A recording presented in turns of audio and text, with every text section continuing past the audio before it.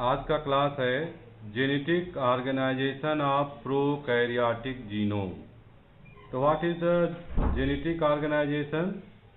The bacterial genome have compact genetic organisation and very little space between them, and there is non-coding DNA in E. coli genome account for only 11% of the total DNA and is distributed around the genome। तो जो prokaryotic genome है वो काफ़ी compact genetic organisation होता है। एक gene और दूसरे जीन के बीच जो स्पेस होता है वो बहुत ही कम होता है। इसके साथ साथ जो नॉन कोडिंग सीक्वेंसेस हैं ई कोलाई जीनोम में वो सिर्फ कितना है 11% है। बाकी जो रेस्ट आपका है that is the coding sequences. E coli is a typical of all prokaryotic genome and has been sequenced. The prokaryotic genome have main chromosome and a extra chromosomal genetic material called the plasmid। तो जो genetic organisation है prokaryotic genome का उसमें दो main है, एक आपका है मेन क्रोमोसोम और दूसरा है प्लाज्मिड। तो प्लाज्मिड जो होते हैं जैसे कि सभी पता है आपको कि इंडिपेंडेंट होता है और सेल्फ रेप्लिकेशन होता है प्लाज्मिड। और सबसे पहले नाम जो है आया ईपीसोम। ईपीसोम नाम किसने दिया? जैकब स्कैफर एंड वाल्टमान ने 1960 में। इन्होंने ईपीसोम और प्लाज्मिड में बहुत ही माइनर अंतर है। माइनर अंतर मीन्स जो प्लाज्मिड आपका यदि इंडिपेंडेंट है मेन क्रोमोसोम से तो वो कहलाता है प्लाज्मिड। यही प्लाज्मिड यदि आपका इंटीग्रेट कर जाता है मेन क्रोमोसोम में और ये अब become a part of the genetic material या main chromosome that is called the episome. तो जो प्लाज्मिड मेन क्रोमोसोम के साथ इंटीग्रेट करने की कैपेसिटी जिसके अंदर रहती है, सभी प्लाज्मिड इंटीग्रेट नहीं करते हैं, लेकिन जो प्लाज्मिड आपका मेन क्रोमोसोम के साथ इंटीग्रेट कर जाता है उस तरह के प्लाज्मिड को कहते हैं ईपीसोम, और जो इंडिपेंडेंट रहता है उसको कहते हैं हम लोग प्लाज्मिड। तो the additional segment material, additional genetic material given the name episome that is given by the Jacob Schaeffer and Wollman in 1960। Episome can integrate itself with the main bacterial chromosome। Plasmid, however, are always independent and never integrate with the bacterial chromosome। तो ईपीसोम उसे कहेंगे जो plasmid bacterial chromosome के साथ intact हो जाता है, integrate कर जाता है, और जो इंटीग्रेट नहीं करेगा, फ्री रहेगा मेन क्रोमोसोम से, सेल्फ रेप्लिकेटिंग रहेगा, उसे हम कहते हैं plasmid. Plasmid control a number of characters such as the toxin production, antibiotic resistance and the pilus production. तो जो प्लाज्मिड है वो या तो कोई न कोई टॉक्सिन प्रोड्यूस करता है, जैसे कि फूड पॉइजनिंग के केस में टॉक्सिन आपका है अल्फा टॉक्सिन, बीटा टॉक्सिन। तो जो कोई फूड पॉइजनिंग वाले सब्सटेंस, जैसे कोई मिठाई आपकी खराब हो गई है, इसको खा लेते हैं तो आदमी बीमार पड़ जाता है ड्यू टू द टॉक्सिन की वजह, बैक्टीरियल टॉक्सिन। एंटीबायोटिक रेजिस्टेंस जिससे कि आपका ड्रग काम नहीं करता है। कॉन्जुगेशन के लिए जो पीलस का फॉर्मेशन होगा वो particularly the word plasmid was first used by the J. Lederberg in 1952। however the term is restricted only to the bacterial cell। तो जो प्लाज्मिड वर्ड है ये सिर्फ बैक्टीरियल सेल के लिए है particularly. Plasmids are the circular double-stranded molecules of the DNA and exist independently of the chromosomal DNA in the bacterial chromosome। तो plasmid क्या होता है? सर्कुलर है, डबल स्टैंडर्ड है और इंडिपेंडेंटली एग्जिस्ट करता है किससे? मेन क्रोमोसोम के साथ। मेन क्रोमोसोम के साथ वो प्लाज्मिड जो है वो कंट्रीब्यूट नहीं करता है। They undergo replication during the cell division and carry to both the daughter cells। जैसे नॉर्मल सेल डिवीजन होता है उसी तरह से इसमें भी सेल डिवीजन होगा, तो दोनों डॉटर सेल्स में प्लाज्मिड जो है वो ट्रांसफर होता है। Both are the transfer. The plasmid has a right handed super coil during the resting stage. Plasmid जो है रेस्टिंग स्टेज में सुपर कॉइलिंग फॉर्म में रहता है। The following of the some property of the plasmid. Plasmid की कुछ important property है। पहला क्या है, they are the double standard DNA. Plasmid क्या होते हैं, डबल स्टैंडर्ड होते हैं। They are the capable of independent replication. Third, capable of reversible insertion into the bacterial chromosome. जैसे कि इंटीग्रेशन कर रहा है एपिसोम, वो प्रॉपर्टी है इसके अंदर। They have the ability to get transfer from one bacterial cell to another. ये बहुत इंपॉर्टेंट प्रॉपर्टी है प्लाज्मिड की, कि एक बैक्टीरियल सेल से दूसरे बैक्टीरियल सेल में आपका प्लाज्मिड आसानी से ट्रांसफर हो जाता है। इस तरह के plasmids are referred to as conjugative and non conjugative on the ability and inability to promote their transfer during the conjugation. जो प्लाज्मिड आपका एक बैक्टीरियल सेल में ट्रांसफर हो रहा है, उस तरह के प्लाज्मिड कहते हैं कॉन्जुगेटिव, और जो ट्रांसफर नहीं होगा उसे कहते हैं नॉन कॉन्जुगेटिव। तो प्लाज्मिड की बहुत इंपॉर्टेंट प्रॉपर्टी है। कोई भी प्लाज्मिड आपका है तो वो एक बैक्टीरिया सेल से दूसरे बैक्टीरियल सेल में आसानी से ट्रांसफर हो जाता है, नेचुरल कंडीशन में भी। जैसे हम लोग लैब में भी ट्रांसफर करते हैं बाय आर्टिफिशियल मेथड। जैसे आपका जीन क्लोनिंग है, उसके द्वारा हम किसी भी जीन को प्लाज्मिड में इंसर्ट करके उसकी क्लोनिंग करके उसके नंबर को हम, जैसे ग्रोथ हार्मोन प्रोडक्शन करना है, इंसुलिन हार्मोन प्रोडक्शन करना है, तो by using the gene cloning technology we produce the number of drugs या हार्मोन्स फॉर कमर्शियल पर्पजेस। तो जो प्लाज्मिड है ये नेचुरली ट्रांसफर, नेचर में इसका ट्रांसफर होता है बिना किसी टेक्निक के। नेचर में ये तीन मेन नेचुरल टेक्निक है प्रकृति में ही इसका, जैसे ट्रांसफॉर्मेशन, कॉन्जुगेशन एंड ट्रांसडक्शन। तीन ऐसे मेथड हैं जो कि बैक्टीरिया फॉलो करता है ये तीनों चीज को, जो भी प्लाज्मिड है उसके जीन को ट्रांसफर करने के लिए। तो जो बैक्टीरिया आपका निगेटिव रहेगा वो बैक्टीरिया बाद में पॉजिटिव हो जाता है इस मेथड द्वारा, जो ट्रांसफॉर्मेशन, ट्रांसडक्शन, कॉन्जुगेशन हो रहा है। यदि आपका कोई स्ट्रेन मान लीजिए एफ नेगेटिव स्ट्रेन है, तो वो एफ नेगेटिव स्ट्रेन आपका एफ पॉजिटिव स्ट्रेन में, F negative become F positive, तो जो एफ पॉजिटिव ये स्ट्रेन हो जा रहा है ये किसके वजह से, मान लीजिए कॉन्जुगेशन मेथड द्वारा हुआ, या ट्रांसफॉर्मेशन मेथड द्वारा हुआ, या ट्रांसडक्शन मेथड द्वारा हुआ। तो नेचर में ये तीन मेथड है जिससे कि बैक्टीरिया अपना प्लाज्मिड एक स्पीसीज से या सेम स्पीसीज में भी ट्रांसफर कर सकता है और दूसरे स्पीसीज में भी ट्रांसफर हो सकता है। प्लाज्मिड का क्लासिफिकेशन में तीन टाइप के प्लाज्मिड हैं, एफ फैक्टर या सेक्स फैक्टर, आर प्लाज्मिड या रेजिस्टेंस ट्रांसफर फैक्टर, और कॉल फैक्टर या कॉलिसिनोजेनिक फैक्टर। तो एफ फैक्टर क्या है, जो कॉन्जुगेशन या जो कोई चीज़ मान लीजिए किसी बैक्टीरियल सेल में निगेटिव है, यदि दूसरे में पॉजिटिव है, तो ये पॉजिटिव वाला फैक्टर निगेटिव में ट्रांसफर हो गया तो वो कहलाता है F factor. F factor where the first plasmid, सबसे पहले यही आइसोलेट हुआ था, first plasmid to be discovered by the Hayes. F factor is a transfer that contain the basic genetic information for the extra chromosomal existence. तो जो F factor है वो extra chromosomal existence के लिए इन्होंने फर्स्ट टाइम डिस्कवर किया। Cells that contain F factor are called F plus sales.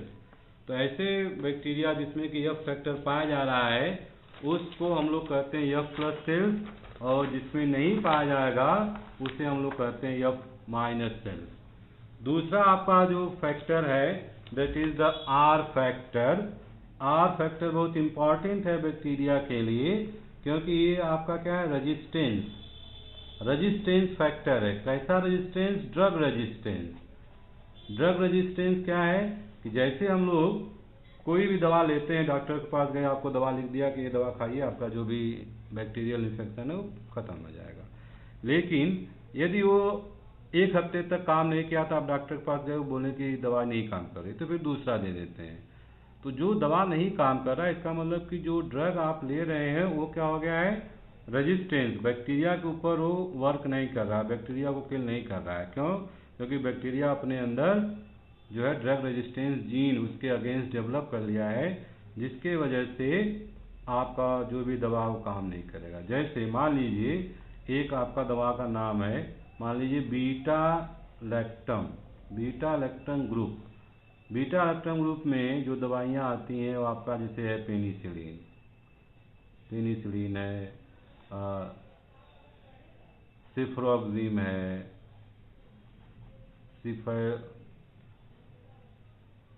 Ampicillin है, बहुत सारे ग्रुप इसमें आते हैं। तो बीटा लैक्टम ग्रुप का एंटीबायोटिक है। यदि कोई एफ फैक्टर, यदि एक एंजाइम है बीटा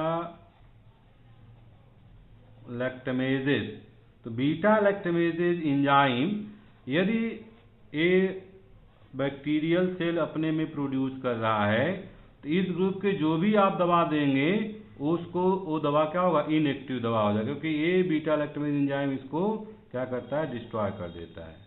तो इस तरह के रेजिस्टेंस फैक्टर जो कि बैक्टीरिया डेवलप करता है दवा के अगेंस्ट, तो जो दवाई आप देंगे वो दवाई काम नहीं करेगी, क्योंकि वो एंजाइम प्रोड्यूस कर रहा है और सीधे सीधे उस ड्रग को क्या करता है, वो एंजाइम द्वारा उसको डिस्ट्रॉय कर देता है।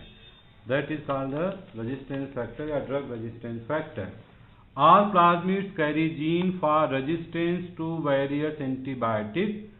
They are numerous among the intestinal gram-negative bacilli and responsible for the spread of the multiple drug resistance among them. तो मल्टीपल ड्रग रेजिस्टेंस क्या होता है, MDR स्ट्रेन करते हैं। MDR multi drug resistance means more than, यदि कोई bacteria more than 1 antibiotic से resistance हो जाए, जैसे सिप्रोफ्लॉक्सासिन से हो जाए, एम्पिसिलिन से हो जाए, सिफाइलोस्पोरिन से हो जाए, तो इस तरह के बैक्टीरिया कहते हैं MDR स्ट्रेन। मल्टी मतलब ज़्यादा, एक से ज़्यादा ड्रग मतलब जो भी दवा दे रहे हैं वो रेजिस्टेंस हो गया, दवा उसके ऊपर काम नहीं कर रहा, कई सारी दवाइयाँ उसके ऊपर काम नहीं कर रहे हैं, that is called MDR strain. Each antibiotic resistance gene in these are plasmid code for an enzyme, जैसे एग्जांपल यहाँ पे beta lactamase that destroy particular antibiotic. तो नेचर में आर फैक्टर बहुत इंपॉर्टेंट है बैक्टीरिया के सर्वाइवल के लिए। तीसरा आपका कॉल फैक्टर या कॉल्सियोजेनिक फैक्टर आर द बैक्टीरियोजेनिक प्लाज्मिड। तो कुछ ऐसे बैक्टीरिया हैं जो कि कोई न कोई टॉक्सिन प्रोड्यूस करते हैं, तो एक टॉक्सिन उस बैक्टीरिया को तो नहीं किल करेगा, लेकिन दूसरे जो स्पीसीज के बैक्टीरिया उनको किल करने का काम करता है। इसलिए नेचर में जो एक कॉल फैक्टर वाले प्रोड्यूसिंग जो भी बैक्टीरिया है, वो नेचुरल कंडीशन में जैसे सीवर है, वाटर है या सॉइल है, इसमें जो नंबर ऑफ बैक्टीरिया को एक तरह से हम क्या कर सकते हैं, उसके पॉपुलेशन को कंट्रोल करने का काम करता है ये जो आपका फैक्टर है। Call plasmids contain a gene that direct the host bacterium to synthesize a bacteriocin antibiotic-like substances which specially and selectively lethal to other bacteria। तो जो भी कॉल प्लाज्मिड है कोई न कोई ऐसा bacteriocin antibiotic like substance produce करता है जो कि सेलेक्टिवली पार्टिकुलर बैक्टीरिया जो दूसरे स्पीसीज के बैक्टीरिया है उसके लिए क्या होता है, लीथल हो जाता है। And a bacterium that form a particular bacteriocin is not killed by that bacteriocin। तो जो भी बैक्टीरिया वो प्रोड्यूस कर रहा है वो किल नहीं होगा, लेकिन दूसरे वाले बैक्टीरिया किल हो जाएंगे। Although it may be killed by other bacteriocin। तो जो बैक्टीरिया वो प्रोड्यूस कर रहा है बैक्टीरियोसिन उसके द्वारा किल नहीं होगा, लेकिन दूसरा बैक्टीरिया यदि कोई टॉक्सिन प्रोड्यूस कर रहा है उसके द्वारा किल हो सकता है। सेम वाला होगा तो किल नहीं होगा। Chemically Bacteriocins may be proteins or lipoprotein polysaccharide compound resembling a defective phases, जैसे बैक्टीरियोफेजेस होते हैं उस तरह से होते हैं। And these are the toxin protein and can kill other bacteria। कुछ ऐसे एग्जाम्पल आपको यहाँ पे नीचे दे रहे हैं। The bacteriocin produced by the coliform. Coliform bacteria ज़्यादातर जो वाटर है या फीकल कंटामिनेशन जहाँ पे है वहाँ पे जो बैक्टीरिया पाए, ग्रुप ऑफ बैक्टीरिया जो कोलन से प्रोड्यूस होता है, that is called the coliform. जैसे ई कोलाई है, साल्मोनेला है, टाइफी है, शिगेल्ला है, ये सब इसी ग्रुप में आते हैं। तो जो कोलीफॉर्म वाले बैक्टीरिया हैं, इससे जो टॉक्सिन प्रोड्यूस हो रहा है उसको हम लोग कहते हैं colicin. Similarly bacteriocin produce by the Pseudomonas, जो दूसरा है आपका ये भी बैक्टीरिया का नाम है स्यूडोमोनास, इससे जो प्रोड्यूस हो रहा है उसको हम उसको कहते हैं पायोसिन। और कार्नी बैक्टीरिया जो डिप्थीरिया कॉज करता है, कार्नी बैक्टीरियम, इससे जो टॉक्सिन प्रोड्यूस हो रहा है that is called the diphthericin. सब में लास्ट में सीन जो है that is a toxin substance. Corynebacteria are called the diphthericin. Pseudomonas से जो प्रोड्यूस हो रहा है पायोसिन, जो कोलीफॉर्म से प्रोड्यूस हो रहा है दैट इज द कॉलीसिन। तो अलग अलग तरह के आपके टॉक्सिन हो सकते हैं, कॉलीसिन, पायोसिन, डिप्थेरियोसिन। ये जो है जो भी बैक्टीरिया उसके आसपास से ड्रग अपना प्रोड्यूस करेगा, टॉक्सिन प्रोड्यूस करेगा, दूसरे के लिए टॉक्सिक या लीथल का काम करता है। इसके बाद आपका है viral genome. Viral genome, what is the viral genome? जो वायरसेस हैं उसके अंदर जो, अभी तो हम लोग बैक्टीरियल सेल की बात कर रहे थे, वायरसेस में viral genome, a virus has only DNA और RNA but not both together. जैसा कि आप लोग जानते हैं कि वायरस में या तो डीएनए रहेगा जेनेटिक मटेरियल, या तो आरएनए रहेगा, दोनों एक साथ नहीं रहता है। With in these parameters A considerable diversity exist. तो डीएनए या आरएनए या genetic material in the viral genome, और इसके साथ साथ इसमें बहुत सारी डाइवर्सिटी भी देखने को मिलता है वायरसेस के केस में। द न्यूक्लिक एसिड में भी, जो डीएनए है या आरएनए है, डबल स्टैंडर्ड भी हो सकता है, सिंगल स्टैंडर्ड भी हो सकता है, लीनियर हो सकता है, circular structure. On the basis of this 4 type of nucleic acid are found in the viruses with a reference to the number of the strand। जैसे कि आपका है पहला है आपका single standard DNA. Single standard DNA इसका example है coliphages. दूसरा है double standard DNA, that is the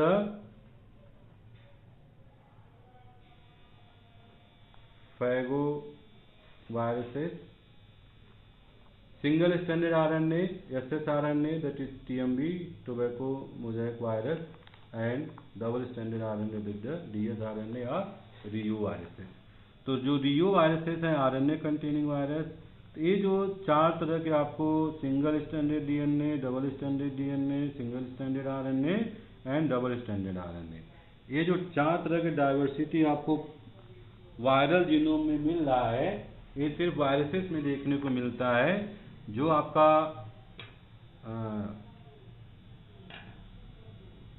bacterial chromosome है उसमें इतना डाइवर्सिटी नहीं है। इसके बाद जो आपका टॉपिक आता है प्रोकैरियोटिक जीनोम, तो कंप्लीट हुआ। इसके बाद क्या है यूकैरियोटिक जीनोम। यूकैरियोटिक जीनोम का जो टॉपिक है ये ऑलरेडी आपको शिवानी मैम जो है डिस्कस कर चुकी हैं इसके पहले वाले क्लास में। तो यूकैरियोटिक जीनोम में जो मेन आपको पढ़ना है वो क्या है आपका न्यूक्लियोसोम मॉडल। न्यूक्लियोसोम मॉडल जो है आपको इसमें बताना है। तो ये ऑलरेडी पढ़ चुके हैं आप लोग। नेक्स्ट क्लास में नहीं होगा तो हम इसको फिर से बता देंगे। ओके।